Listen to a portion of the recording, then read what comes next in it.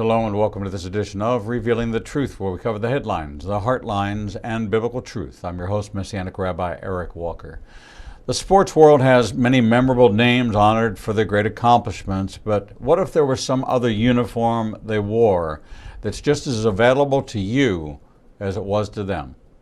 What if the uniform they wore was not seen, but what was unseen? Our next guest shares insights and stories from the lives of notable stars like Tony Dungy to Darryl Strawberry, Will Ferrell to Dwayne "The Rock" Johnson, and shares how you too can replicate the principles practiced by some of the most influential leaders in sports and entertainment. And in the end, you'll be able to construct thriving cultures where the people you lead can bloom where they're planted and serve one another. Jason Romano is the host and producer of the Sports Spectrum podcast, where he interviews athletes, coaches, and other personalities on the intersection of sports and faith. He's also a contributor to Sports Spectrum magazine and writes articles daily for sportspectrum.com. During his time at ESPN, he created and produced content for shows such as Sports Center, Monday Night Football, Mike and Mike in the Morning, Sunday NFL Countdown, College Game Day, and the MLB, Major League Baseball's All-Star Game. More information can be found at jasonromano.com.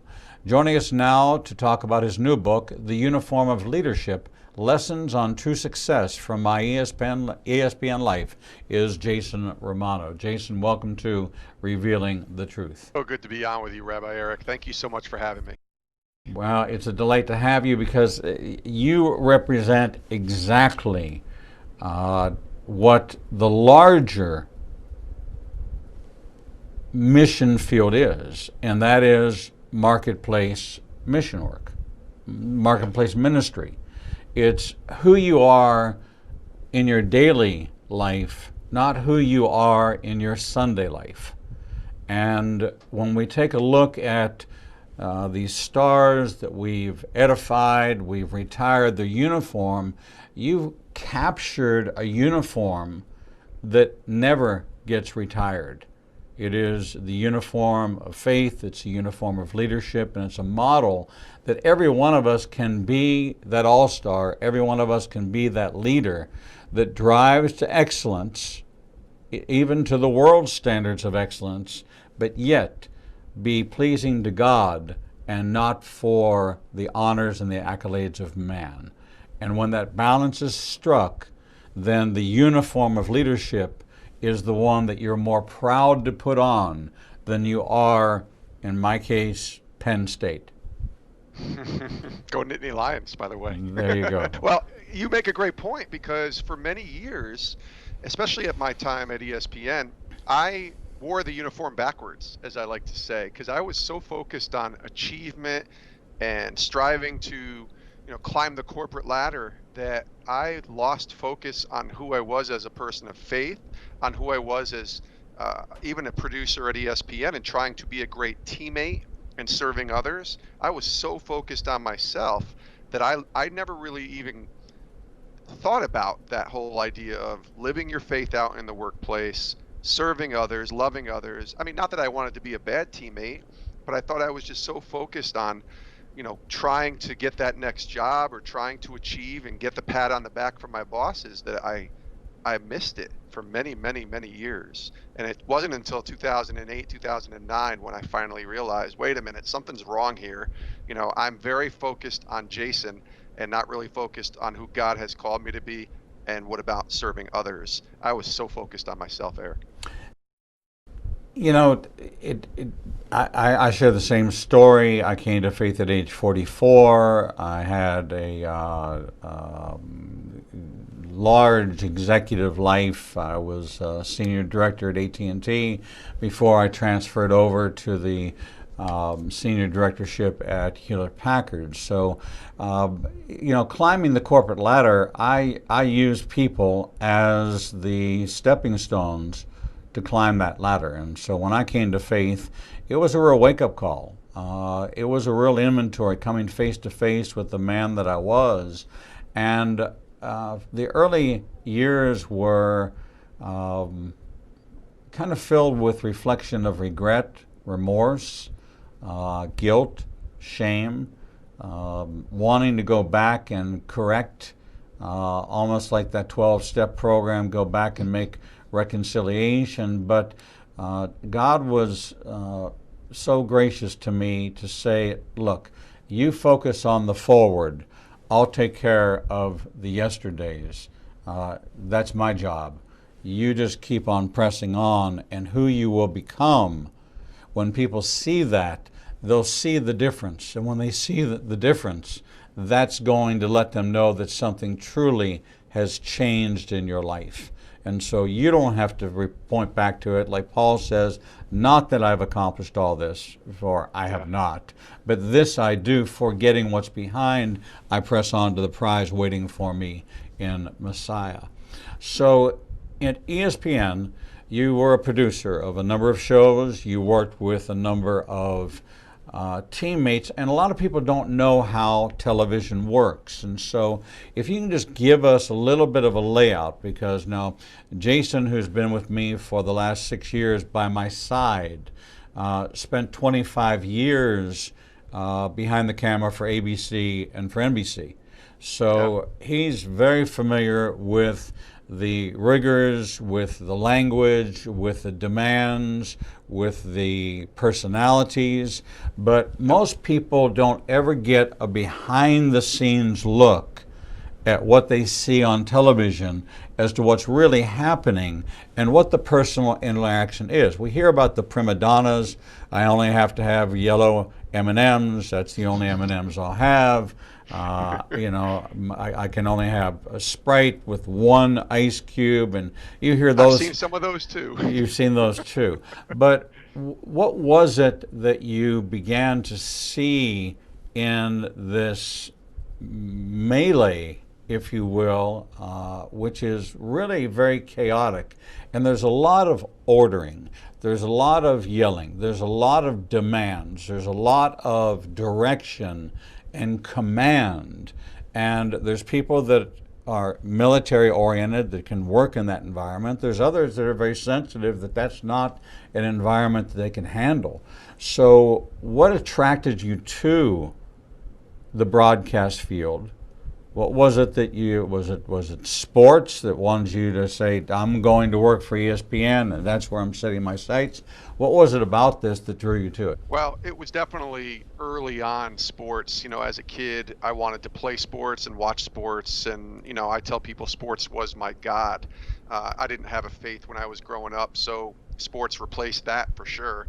And I was consumed with it. So as I got into college and started realizing that I wasn't going to play professional sports, that the next best thing was to talk about it and to go into this broadcasting industry that I was fascinated with.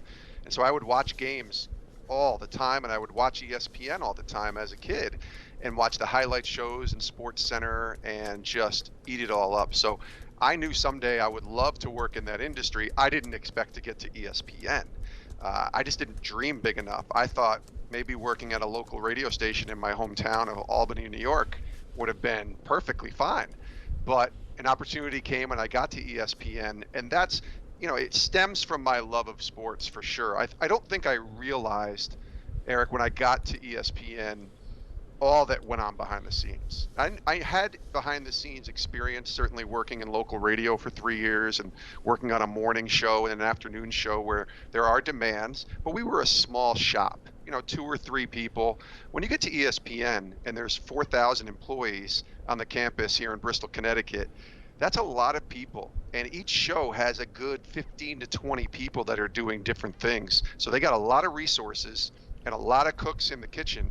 And some of them handle situations differently, handle conflict differently, handle pressure differently. And you're on demand.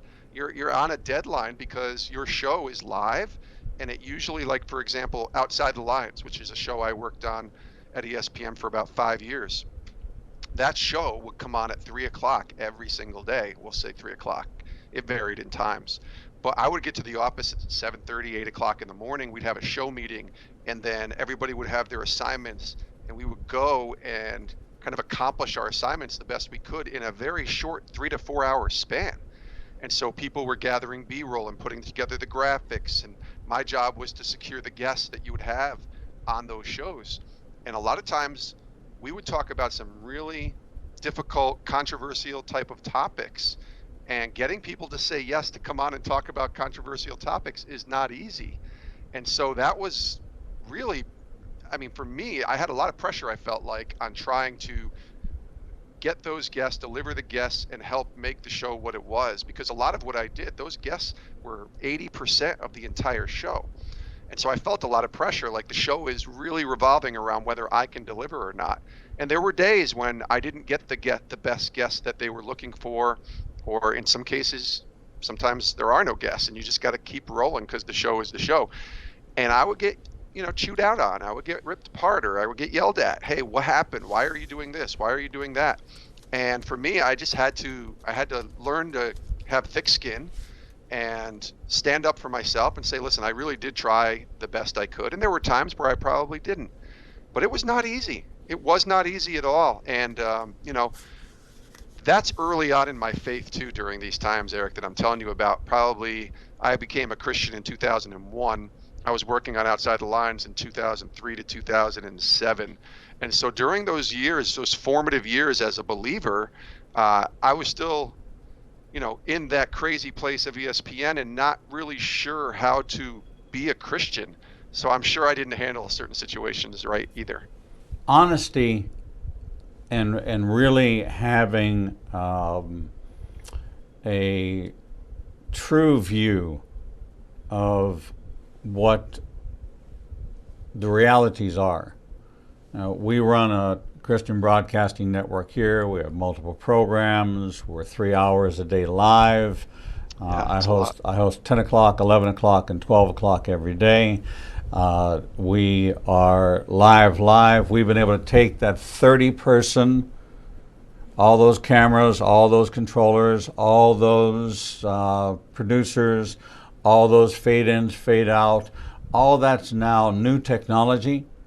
It's all completely different than it was in the big studio with the rolling cameras and with the cut to this and cut to that and the earpieces and all of that. Sure. We've been able to create a model, and we leapfrog we started in late 2016, grasping the latest, greatest technology that was available to build a studio that would not have all of those things, but you still have all the same problems. So when I knock over my cup, you don't fade to black. You just keep going. You just keep going, Yeah. and we'll talk about the cup, and you just keep rolling. When you came to faith, did you see a divide? There was Jason the believer, and that's who Jason was on Sunday. If he went to church, or Wednesday when he went to Bible study, or if he had a small group. But in the workplace, Jason had ESPN's handbook as the rule and guide for how you're going to operate. You're going to hear language which would not be language that would be appropriate, but I will tell you, when I got saved, my mouth got saved 5 years later. My mind got saved 10 years later. So after 5 years, I stopped saying it, but it took 10 years for me to stop thinking it.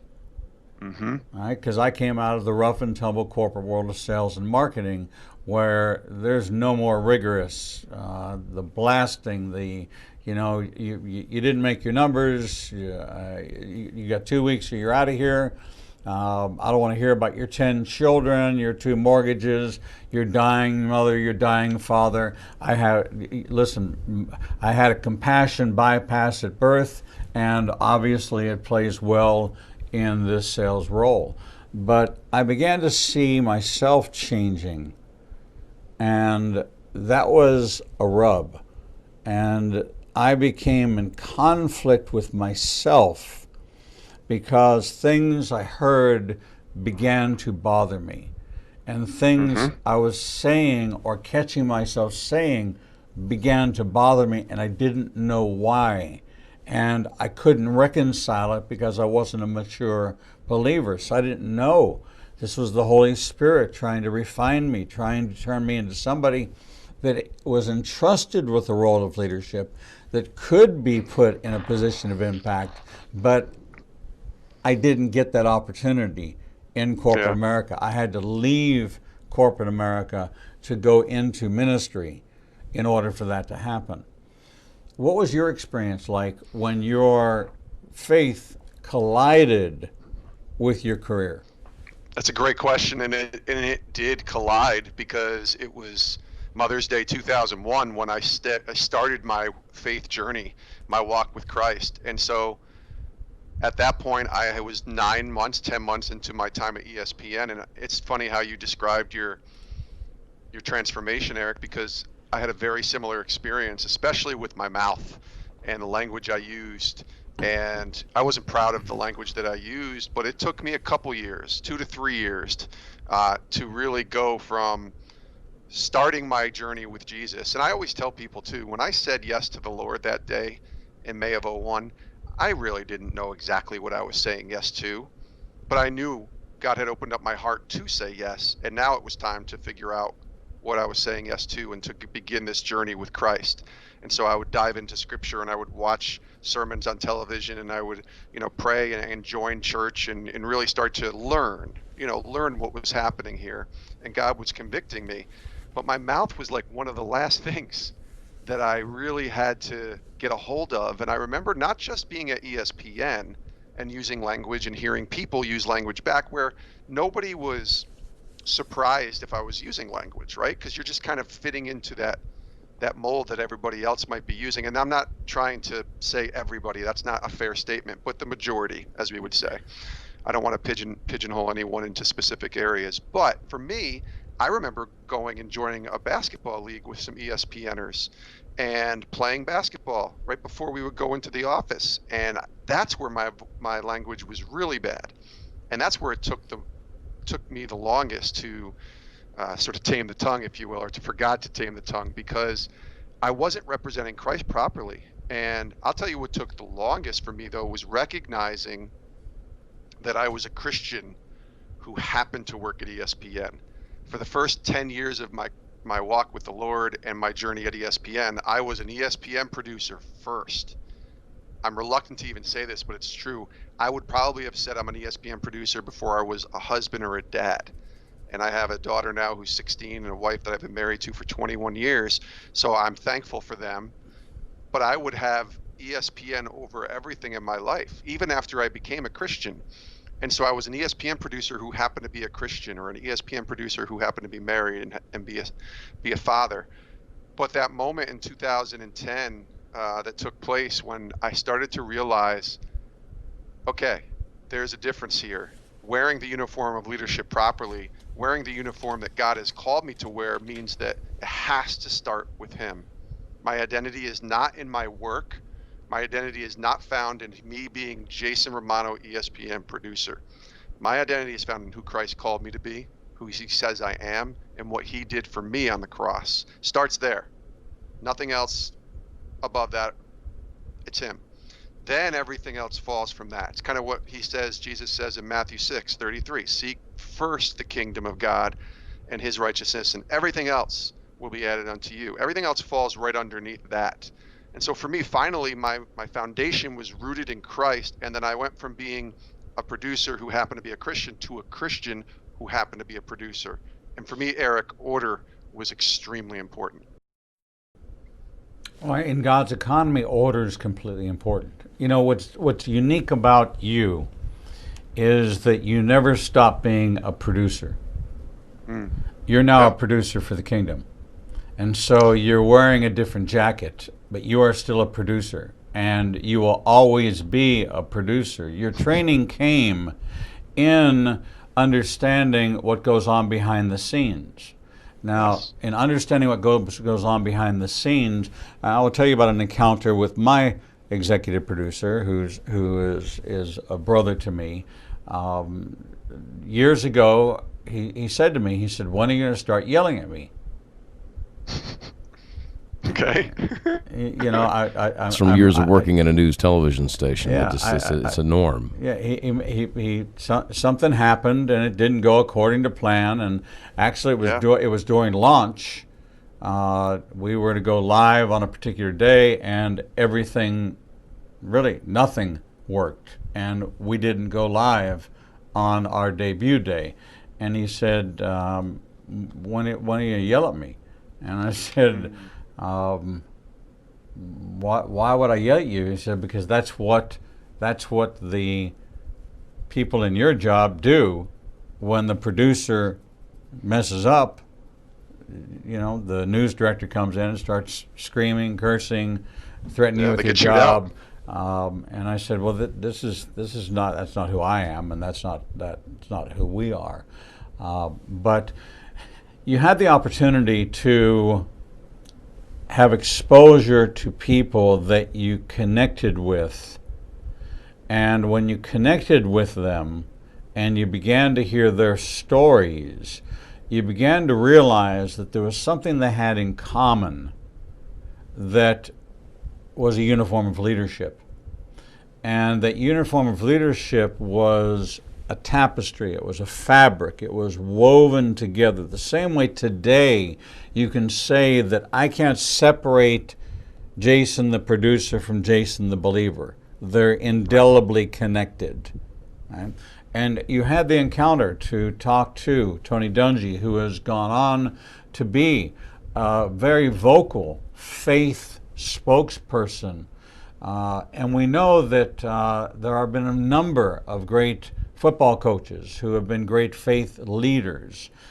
We know that the Fellowship of Christian Athletes has had a tremendous influence on people's lives. But then you have people like Dwayne "The Rock" Johnson, which you don't look at him and say, wow, there's the epitome of a believer. But yet they wore a uniform that we saw with our eyes, but you began to perceive in your spirit that there was more to this uniform than just what they wore as an article of clothing. It was the uniform it was the under armor, the real, true, not the brand, but the true Under Armour. That was what kept them going and what helped model how they treated people and why they did and said what they did. Think about your first encounter, the first time it occurred to you that you were being exposed to something and God was peeling back something for you to notice. Can you remember the first time that you actually said, wait a second, there's more to this than I originally expected. There's more to this than what I originally thought was going to take place. I'm now seeing with a different set of eyes. I'm hearing with a different set of ears. Can you go back to that point in time and recall that time? Yeah, so early on, after I became a Christian, I always thought Sundays and Bible study on Wednesday was living out as a Christian. And I was growing in my faith, and I would have definitely told you, Eric, that I was a Christian up to this point. But again, seeing it through the lens, that meant being a Christian everywhere I went. And I didn't know that really existed when you went to your job at ESPN. I wouldn't say I was ashamed of my faith. I just wasn't purposeful in the way that I went about my work every day. And it wasn't until you mentioned Tony Dungy. Coach Dungy comes to ESPN, and it's about 10 years ago. And he's there to promote his new book at that time, The Mentor Leader, great book. And my job at that point as a producer was to secure the guests, bring them to ESPN, set a schedule together, and then be their escort, be their person, that producer that walks them around and takes them from show to show at ESPN's headquarters. And they had a lot of shows. So we would put in 8 to 9 shows in a 6-hour span that they would just go back to back to back and talk about their new book. So Coach Dungy comes to ESPN. He has 3 people with him, his assistant Jessica, his co-author Nathan, and his publicist for the book, Todd Starowitz. And so all 3 of those people were all believers, people I had worked with in the past. And so they knew that I was a Christian. And at that point, I was starting to share my faith a little bit on social media. Facebook had just become a thing. Twitter was starting to become a thing. And I would put a Bible verse or so here and there. But I still never really understood about how to bring that into the workplace. And Coach Dungy asked me a question that day after we were done with our first interview on Mike and Mike. We end up in a little green room area, just kind of hanging out before our next interview. And he says, Jason, I hear you're a believer in Jesus. That's amazing. And Coach Dungy, if you've ever met him or talked to him, he's this gentle giant, so soft-spoken, but commanding. He commands respect, but he's just gentle in the way that he approaches people. And he said, tell me about your faith. I understand that you're a Christian. How do you live out your faith in the workplace here at ESPN? And that question, I tell people, it changed my life forever because I'd never been asked that before. And you want to talk about a moment, that's a moment where I really had to do some soul searching. And I don't think I gave the proper answer, Eric, because I said to Tony, I said, Coach Dungy, I don't know if I can live out my faith here at ESPN. I said, I think I'd need to go work for a sports ministry like Fellowship of Christian Athletes or Athletes in Action or Sports Spectrum, which is where I work now. And I said, as long as I'm at ESPN, I don't think I can really live out my faith. So I'm not sure what you're asking. Well, before Coach Dungy could even say anything to me, and he wanted to respond, Jessica, his assistant, who I had known, had so much boldness but so much grace, and steps in front of Coach Dungy and looks at me and she says, Jason, you don't get it, do you? You don't get what Coach Dungy was trying to say.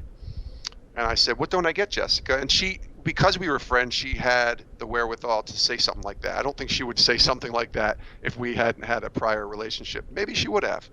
But she said, listen, God may call you away to sports ministry someday. But right now, you're a producer at ESPN. You have 4,000 people here on campus. Look at the place, the mission field that God has placed you in. You have this opportunity to be a light to every single person that you come in contact with. And until God calls you away, you are to bloom where you're planted right here, right at ESPN. And Eric, I tell this story to as many people as I can because it really, truly changed my life. A light bulb went on my head, and at that moment, I got it. I understood. It took a while to really implement that, but I understood that my purpose at ESPN was something greater than just being a producer booking guests. There was something bigger that God had for me, and I didn't know what that was. It took me about maybe 2 years to understand that every single day I went to work, I was putting on the uniform of leadership, if you will. And my purpose was to love God, to love others, and then myself. So it's God, others, and then myself. Jesus said to love your neighbor as yourself. He didn't say love your neighbor, not yourself. So there's an important aspect there for me to still make sure I'm caring about myself and doing the best I can. But again, order is important here. God, others, myself. And so that really changed my focus when I went to ESPN now as a follower of Christ first, and my purpose was to serve others and to be a light, to understand that what I was saying, how I was conducting myself, how I was acting, where we were going. You mentioned going out for drinks and stuff. I never did that, and that's just personally me. I knew that I was representing Christ in everything I did. Before, I didn't think that. I was representing Jason in everything I did at ESPN. Now I went in with this notion to represent Christ with everything I did. And I always tell Coach Dungy whenever I see him, I say thank you first, because you asked a question that changed my life, but then thank you for being a light and representing that in the way that I would like to model it myself, as a guy who was working in the NFL for many years as a coach, who was grace-filled, unashamed, loved his players, and successful, and then goes on to NBC, and now he's a broadcaster calling football games on NBC, unashamed, graceful, very successful. And so he's not only changed my life with the question, but the way that he models himself as a follower of Christ. Amen. And it changed my life forever. Amen. We're talking with Jason Romano, author of the new book, The Uniform of Leadership, Lessons on True Success from My ESPN Life. It's a story that will change your life when you understand that the uniform that you wear may not be one that's hanging in the hallways of the great stadiums, but it's hanging in the hallway of heaven. And it's waiting for you to put it on. It's tailor-made for you. It was cut for you. And your number is the same number that we all share, and that number is 1. And God has given you that number uniquely as His representative, His ambassador. So all of us may wear the same number on our journey, on our jerseys, but our gifting and our calling are all different.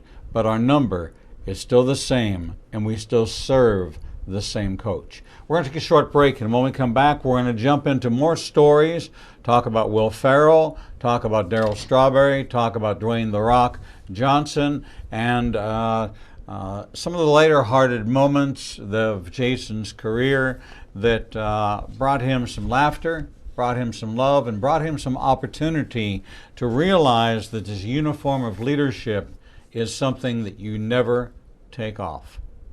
We're going to take a short break, and we'll be right back. Shalom. I'm Messianic Rabbi Eric Walker, inviting you to join me and my special featured guests twice per month with Rabbi Zeb Parat and Carl Gallups, and monthly with Dr. Michael Heiser, Dr. Michael Lake, Dr. Timothy Jennings, Dr. Mark Baker, Dr. Jeffrey Johnson, Drs. Michelle and Mark Sherwood, Dr. Kim Moss, Derek Gilbert, Peter Rosenberger, Brandon Gallups, Steve Fair, Stephen Black, and Sean Tabbitt for in-depth insights into Israel, prophecy, the unseen realm, the brain, spiritual warfare, overcoming shame, mysteries of the Bible, prophetic insights, the sensational and the supernatural, caregiving, addiction recovery, understanding the divided heart, same-sex attraction, and much more. We're proud to feature some of the greatest biblical minds from both Israel and around the United States. Check out our featured guest lineup and 24/7 feed on ignitinganation.com or watch by topic on any device with our free apps. If you can't find what you need, you're just not looking in the right place. Follow us on social media and download our free apps today. With today's smartphone technology, news, information, sports, and entertainment is widely available and almost unbounded. But what about the information that believers in Yeshua are looking for? Well, now there's an app for that. Igniting a Nation now has apps available for Android and iPhone. With our app, you'll gain access to everything you would in our website, from our featured guests to our live streaming shows. Visit Google Play or the Apple Store and download Igniting a Nation's new app today.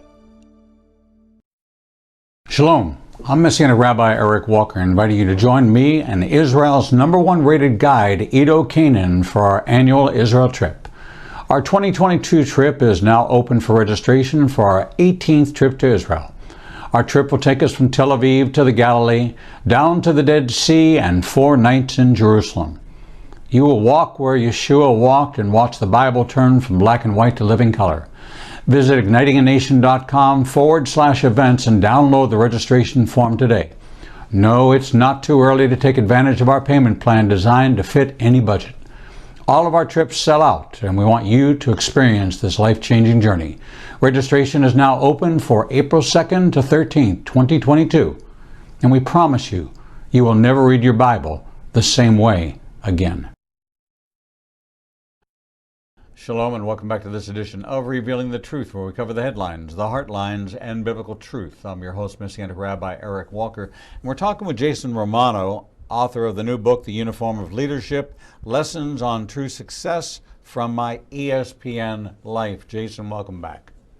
Great to be back with you, Rabbi Eric. Thank you for having me. Jason, it's an honor to have you. And the reality is that there's a lot of people that can give you these very esoteric, they can give you these very evangelical, they can give you these very lofty theological and academic answers to life, but you were right there in the trenches. You were right there rubbing shoulder to shoulder, taking the heat, in a lot of cases, because you were the producer and the buck stopped with you. If it didn't work, it was your fault, and you heard about it.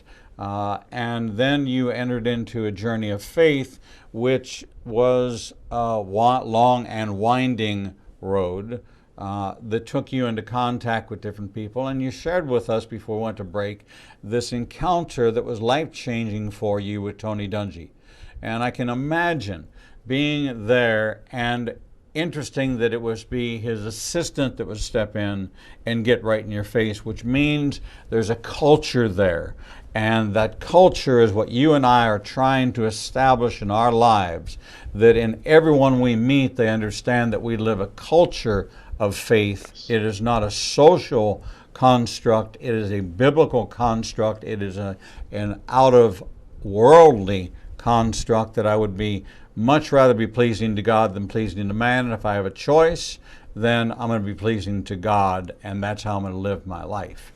You've had hundreds of encounters with names of sports stars and celebrities from every part of the athletic arena. But in your book, you mentioned some anecdotal stories about Darryl Strawberry and Will Ferrell and Dwayne "The Rock" Johnson.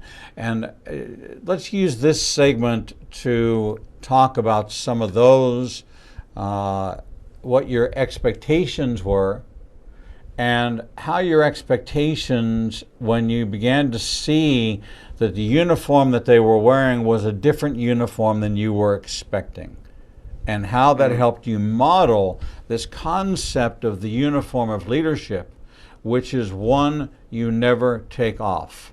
It's not an outer garment, it is an inner garment. And it's one that has to come to that realization, and you had to recognize it in other people to be able to identify it as that uniform of leadership, not the outer garment of leadership. So regale us with some of these stories. Sure. Well, the interesting thing about the book is the stories aren't all from people who are people of faith, as far as I know. There were some conversations with different people, especially like a Will Ferrell or a Dwayne "The Rock" Johnson, where we didn't talk about faith at all. But that didn't mean there wasn't a lesson of faith that I couldn't take out from the way that they carried themselves or how they handled themselves. So we'll start with Dwayne "The Rock" Johnson. That's a day where he's coming to ESPN to promote a movie that he was going to be on. And obviously, having been in the wrestling world and even played college football at Miami, there's an interest from the ESPN world to talk to a guy like this. And that's at the point where he was just creeping into being this mega superstar movie star in the world that he is now, certainly. But he was still a pretty big star in 2012, 2013. And when he came, he was cordial. He had people with him, that kind of handled his work, and there were things there that I would have been like, I guess this is what the movie star lifestyle is like, when you have all these different people kind of handling, different things for you. But whenever I had a one-on-one or just a conversation with him, he was always cordial. But here's the lesson.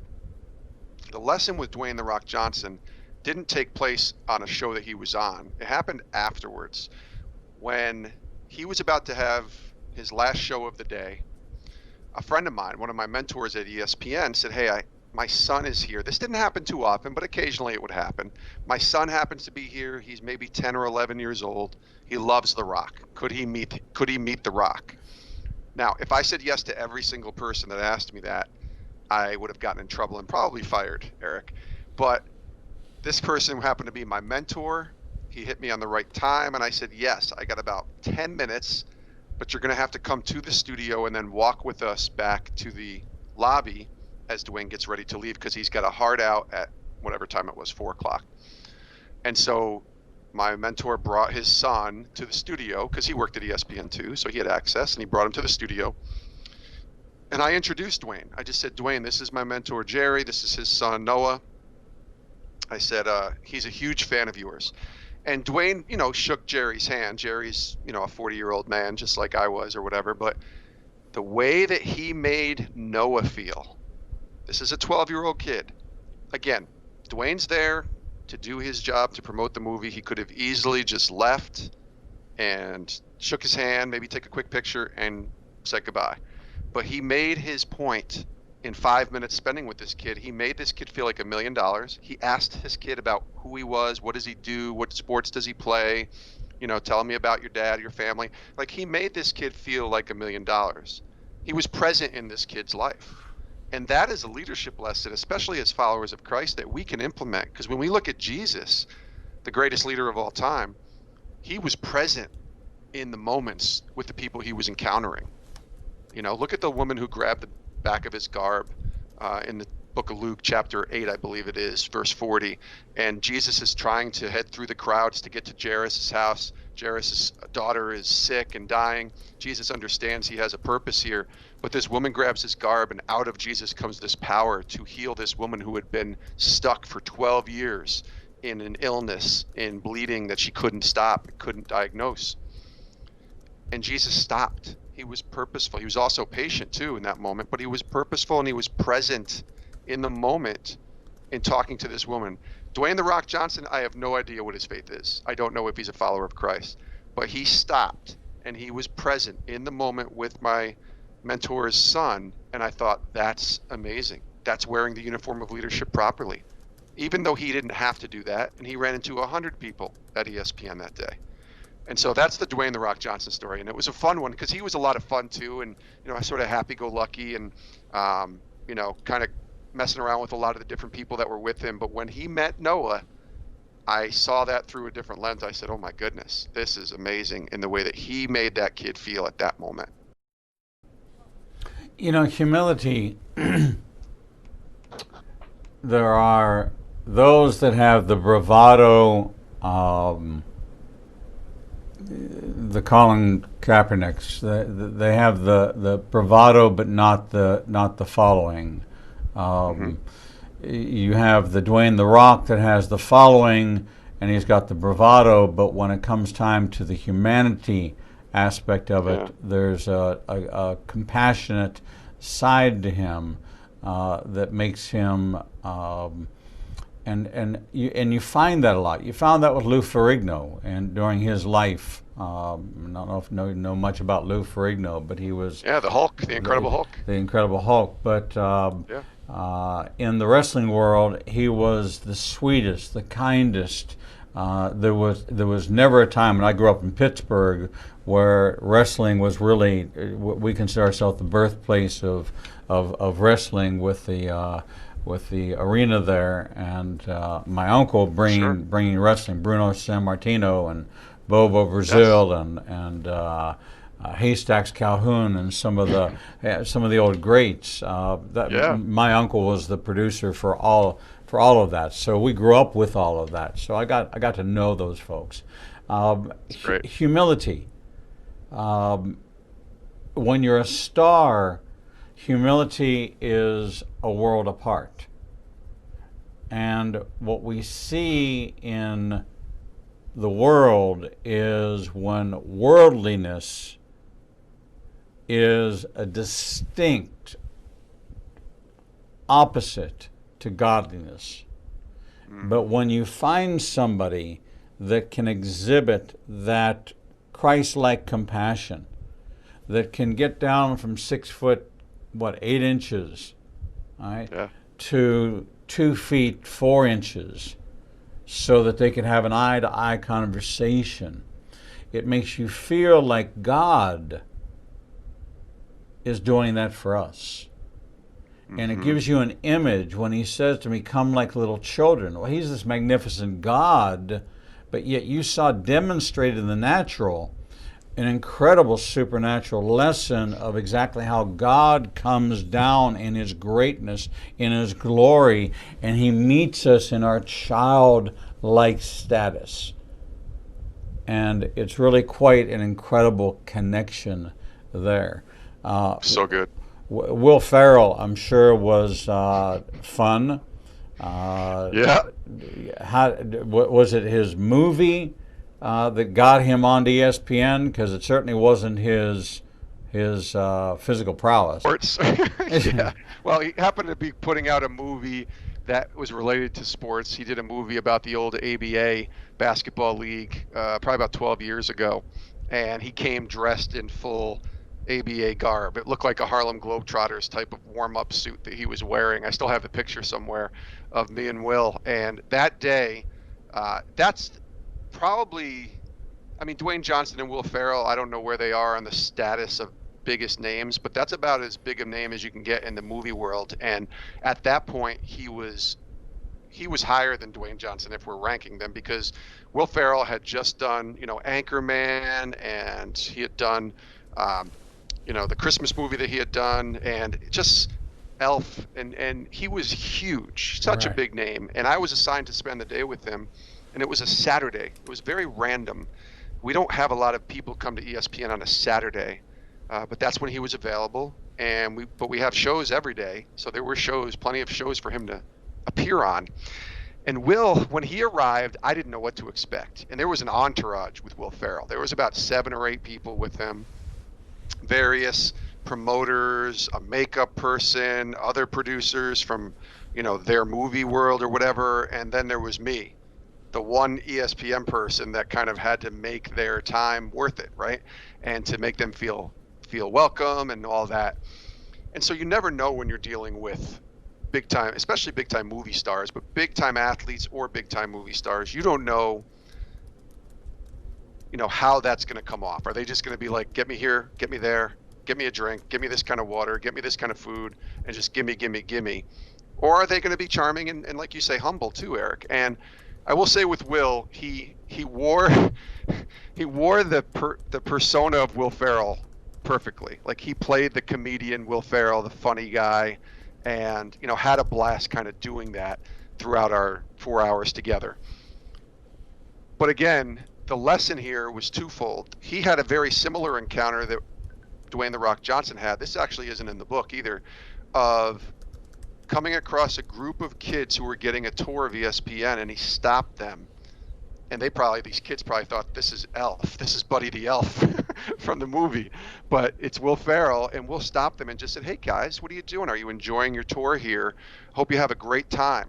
Like, just a little 20-second stop, but it was humble. And he made those kids feel like $1 million. But the leadership lesson here, and it's not really rocket science, Eric, from Will Ferrell, but it's just to learn to laugh and to be able to have fun.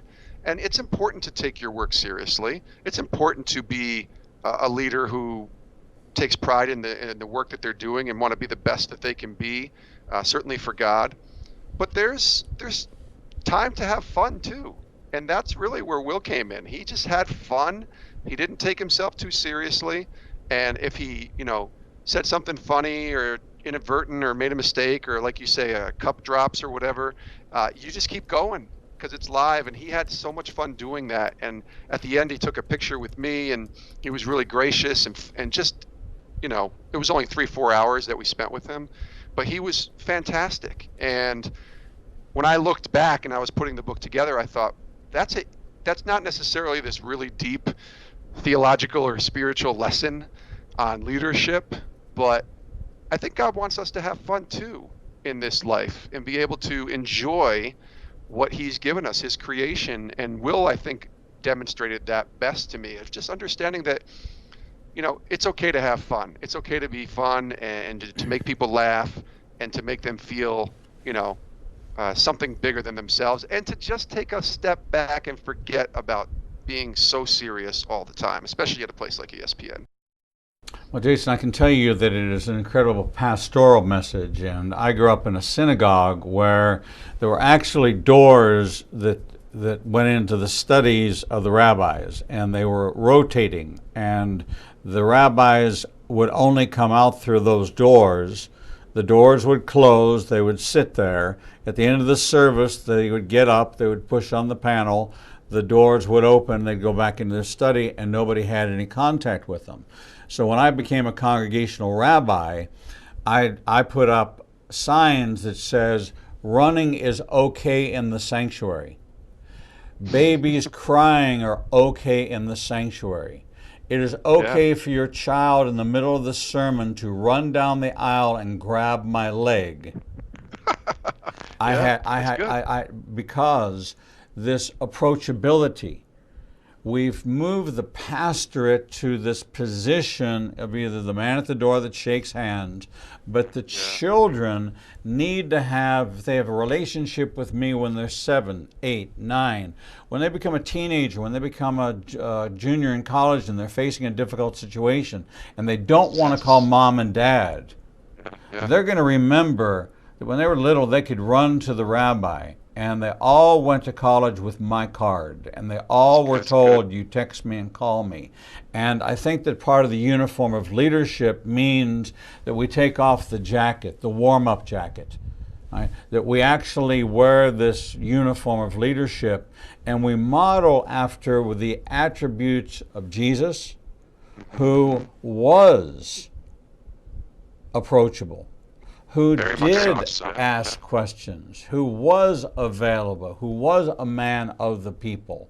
He wasn't just Messiah. He just wasn't God in the flesh. He was there with this robe that he wore, which was distinguishing him. You knew who he was by the tassels, by the way he carried it, by his following, his entourage, the same way Will Ferrell came in with his entourage. Jesus came in with his disciples. He had people who felt they should minister to him.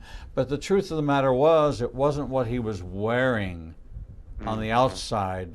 It was that uniform of leadership that came from the inside out. And you have given us the opportunity to study in your book what the uniform of leadership really looks like.